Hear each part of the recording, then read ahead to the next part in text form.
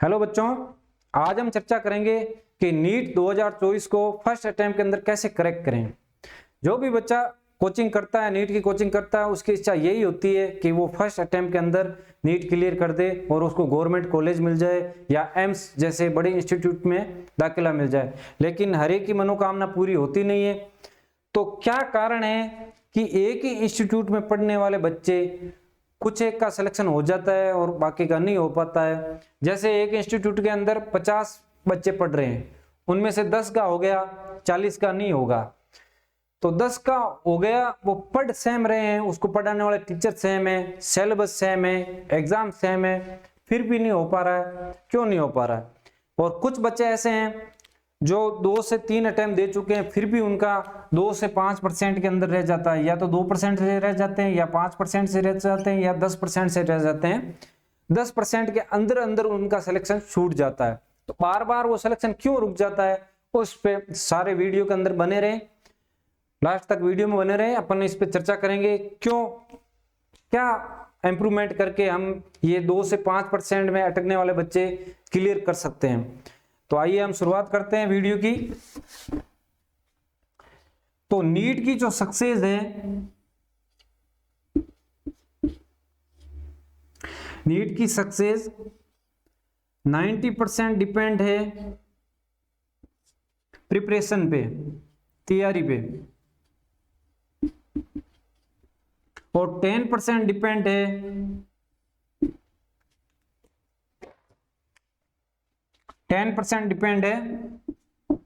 Exam strategy पे, exam strategy पे। तो 90% तो प्रिपरेशन पे है, डिपेंड है।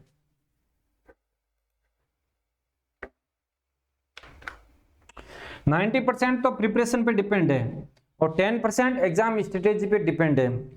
तो अपन इस वीडियो के अंदर दोनों कवर करेंगे, एग्जाम स्ट्रेटेजी और प्रिपरेशन। तो पहले प्रिपरेशन का देख लेते हैं।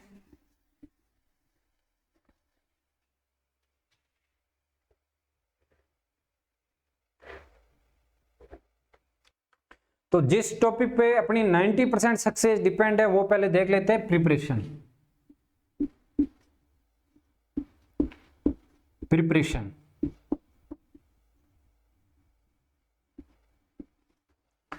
जो भी बच्चा नीट की प्रिपरेशन कर रहा है उसको तीनों रूप से मजबूत होना है।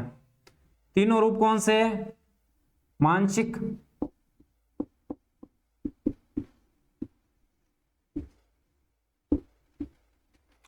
दूसरा शारीरिक,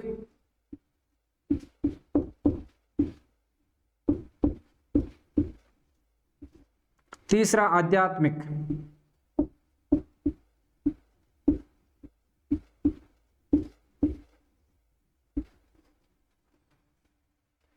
मानसिक, शारीरिक, आध्यात्मिक।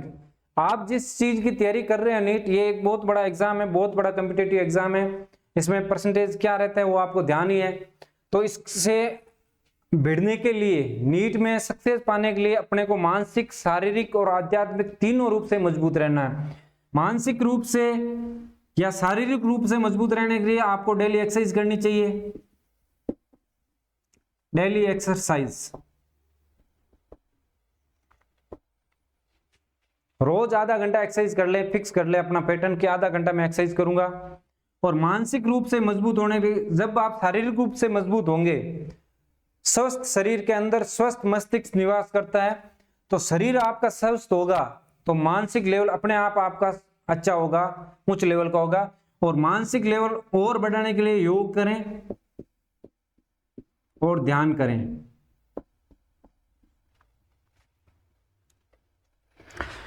थर्ड थिंग है आध्यात्मिक। आप जिस भी धर्म से रिलेटेड है, आपको अपने गुरु पे विश्वास है, आपके अपने भगवान पे विश्वास है, उस पे विश्वास बरकरार रखें, पूजा अर्चना करें और ध्यान रखें। जब भी आपकी विपरीत परिस्थिति आएगी या विपरीत परिस्थिति आएगी, उस स्थिति में आप भगवान के भरोसे रहेंगे तो आपको एक पॉजिटिव एनर्जी मिलती है और एक आपको मानसिक बल मिलता है। यदि एक कोई बच्चा है जो कहता है मैं तो भगवान का बहुत बड़ा भक्त हूं, तो उसको लगता है कि मेरे भगवान नहीं पार कर देंगे, तो उसके अंदर एक पॉजिटिविटी बनी रहती है और उसी पॉजिटिविटी की वजह से वो एग्जाम क्लियर कर लेता है कई बार। तो अपने को आध्यात्मिक रूप से भी मजबूत रहना है, तो अपने अंदर नकारात्मक ऊर्जा कम हो और सकारात्मक ऊर्जा ज्यादा हो। तो ये तो हो गया बेसिक। अब प्रिपरेशन का अपन ले लेते हैं। प्रिपरेशन में अपन दो सिलेबस को दो पार्ट में भाग देते हैं मुख्य रूप से, एक तो थ्योरेटिकल, एक थ्योरेटिकल, दूसरा न्यूमेरिकल टाइप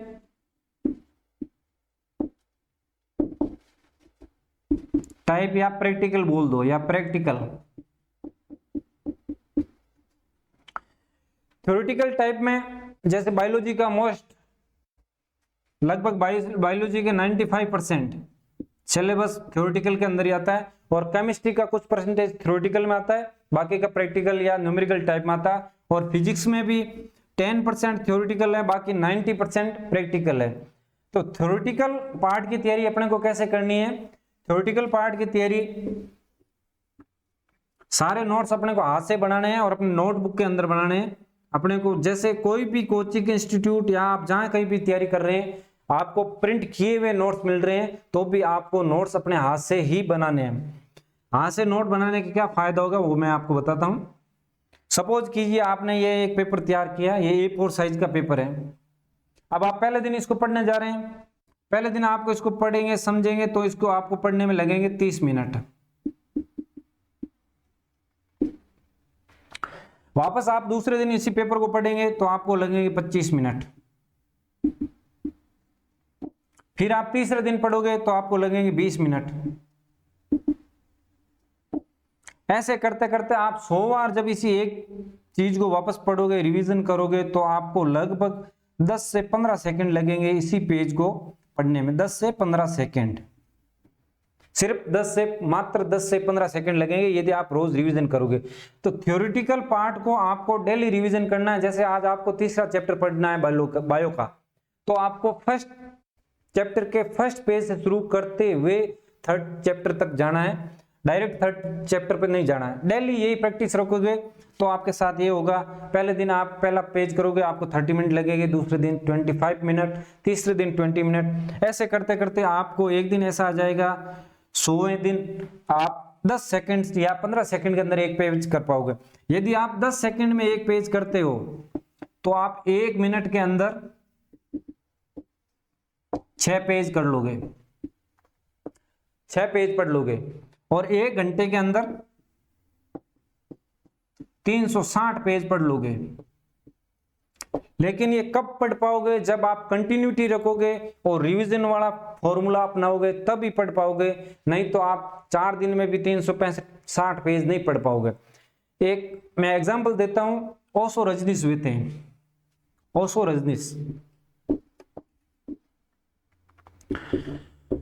रजनीश बहुत बड़े फिलोसोफर हुए थे। तो उन्होंने अपनी जिंदगी में लगभग 1.5 लाख बुकें पढ़ी थी। एक आदमी यदि एक जिंदगी के अंदर 1.5 लाख बुक पढ़ना पॉसिबल भी नहीं है, आज के जमाने में अपन लेके बैठ जाएं तो ये पॉसिबल भी नहीं है। तो ओशो रजनीश ने कैसे पढ़ा? क्योंकि उनका डेली का प्रैक्टिस था। आपने कई बार स्वामी विवेकानंद के किस्से सुने होंगे कि उन्होंने आधे घंटे के अंदर पूरी बुक पढ़ ली, 15 मिनट के अंदर न्यूज़पेपर पढ़ लिया था। और वो जो आपने जहाज वाली स्टोरी सुनी होगी, जहाज के अंदर बैठे थे तो कैप्टन ने कहा मेरे को तो पेपर पढ़ना ही था ना, आपने पेपर फाड़ दिया, फेंक दिया, जो भी चला गया। तो स्वामी विवेकानंद ने पूरा पेपर था जो उनको पढ़ सुनाया था। तो ये आपके अंदर कैपेबिलिटी आएगी कैसे? आएगी, आपका मानसिक लेवल अच्छा होगा, शारीरिक लेवल अच्छा होगा, आध्यात्मिक लेवल अच्छा होगा, spiritual level, mental level and physical level. और बार बार रिवीजन करोगे एक ही चीज का तो आपको समय कम लगेगा और आप इस स्टेज तक पहुंच पाओगे कि कम समय के अंदर ज्यादा रिवीजन, ज्यादा मटेरियल याद कर पाओगे, ज्यादा मटेरियल रीड कर पाओगे। तो ये तो हो गया आपका थ्योरेटिकल पार्ट का। अब अपन प्रैक्टिकल या न्यूमेरिकल पार्ट का देख लेते हैं। न्यूमेरिकल पार्ट या प्रैक्टिकल पार्ट के अपन को कैसे प्रैक्टिस करनी है? जैसे कोई भी आपने नियम पढ़ा, सपोज करो आपने रेजिस्टेंस पढ़ा,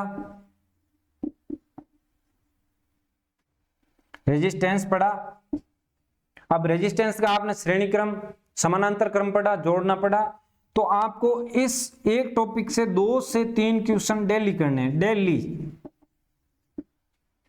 हर एक टॉपिक से 2 से 3 क्वेश्चन डेली करने हैं, तो आपको ये टॉपिक क्लियर हो जाएगा। और बार बार आप कैलकुलेशन करोगे तो आपकी एक स्टेज ऐसे आगे जाएगी कि कुछ क्वेश्चन देखते ही आपको फटाक से दिमाग में क्लिक कर जाएगा कि इसका आंसर क्या होगा, और आप बहुत जल्दी उसका आंसर निकाल पाओगे, आपका टाइमिंग कम हो जाएगा। तो ये हो गया न्यूमेरिकल और थ्योरेटिकल न्यूमेरिकल टाइप के, इसकी आपने प्रिपरेशन की बात कर ली। एक चीज की आपको और एक प्रैक्टिस या प्रिपरेशन करने की जरूरत है, या तो सप्ताह में 1 दिन या महीने में 2 दिन आपको मॉक टेस्ट देना है। मॉक टेस्ट देना है, वो बिल्कुल नीट के पेपर के पैटर्न के अकॉर्डिंग होगा, और आप वाच लेके बैठेंगे और टाइम देख के सोल्व करेंगे। 1 मिनट के अंदर एक क्वेश्चन हो जाना चाहिए, ऐसी प्रैक्टिस करें रोज। तो रोज डेली आप जब भी सप्ताह में 1 दिन या महीने में 2 दिन ऐसी प्रैक्टिस करोगे तो अंत तक, साल के अंत तक पहुंचते पहुंचते आपकी वो हैबिट बन जाएगी कि आप 1 मिनट के अंदर एक क्वेश्चन 1 मिनट के अंदर निपटा लोगे। तो ये हैबिट होनी बहुत जरूरी है। सब कुछ पूरा खेल नीट के अंदर टाइम मैनेजमेंट का ही है। जो बच्चा टाइम मैनेजमेंट कर लेता है वो आराम से नीट क्रैक कर लेता है, और जो टाइम मैनेजमेंट नहीं कर पाता, यदि यही नीट का पेपर यदि मैं आपको दे दूं और बोल दूं 5 घंटे में क्लियर करना है, तो सारे बच्चे कर लेंगे, कोई फेल नहीं होगा। तो उस पर्टिकुलर टाइम के अंदर जो बच्चा कर लेता है उसका सिलेक्शन हो जाता है, और जो नहीं कर पाता वो उसका सिलेक्शन रुक जाता है। तो अपन ने ये 90% सक्सेस का जो था वो पार्ट कर लिया। अब जो इसके सक्सेस है 10% टिकी होती है एग्जाम स्ट्रेटेजी पे।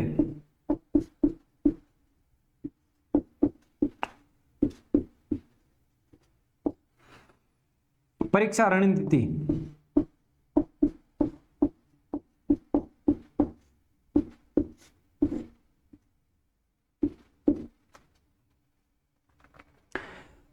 कोई बच्चा जिसकी एग्जाम स्ट्रेटेजी तैयार नहीं है और वो यदि पूरा सिलेबस कर लेता है, 100% प्रिपरेशन तैयार कर लेता है, यदि कोई बच्चा 100% तैयारी कर लेता है अकॉर्डिंग टू सिलेबस, और उसकी एग्जाम स्ट्रेटेजी, एग्जाम की रणनीति नहीं बनी हुई है, तो भी वो फेल हो जाता है। कई बार आपने देखे होंगे बहुत पढ़ाकू बच्चे जो जो अपने क्लासरूम में तो बहुत अच्छा परफॉर्म करते हैं, बहुत अच्छी रैंक लाते हैं, लेकिन नीट उनका अटेम्प्ट क्लियर नहीं हो पाता है। तो एग्जाम स्ट्रेटेजी के अंदर क्या करना है अपन देखते हैं। सपोज कीजिए आपने एक क्वेश्चन गलत हो गया, तो इस क्वेश्चन के गलत होने के 5 कारण हैं, फर्स्ट, सेकंड, थर्ड, फोर्थ और फिफ्थ। पहला कारण है आपका, आपने क्वेश्चन ढंग से पढ़ा